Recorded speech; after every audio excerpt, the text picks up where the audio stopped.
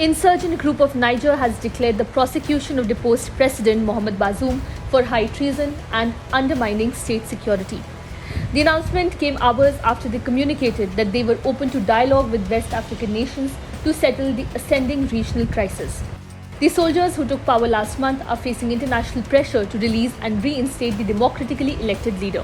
Colonel Major Amadou Abramane, their spokesman, claimed on state television on Sunday night that the military regime had gathered the necessary evidence to prosecute before competent national and international authorities the ousted president and his local and foreign accomplices for high treason and for undermining the internal and external security of Niger.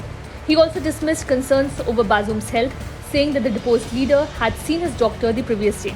After this visit, the doctor raised no problems regarding the state of health of the deposed president and members of his family, he said.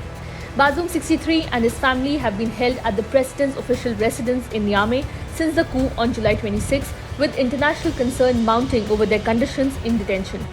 Those close to the president and in his ruling party complain of paucity of food, electricity and water. However, the junta dismissed all reports on state television while it accused West African politicians and international partners of promulgating disinformation to discredit and vilify the junta.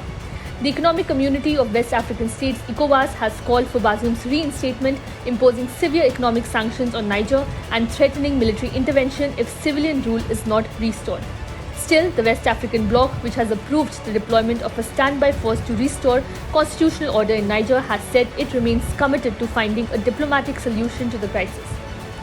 The coup in Niger is seen as a major blow to many Western nations which viewed Niamey as a partner in the Sahel region that they could work with to beat back a growing uprising by groups linked to Al-Qaeda and ISIL.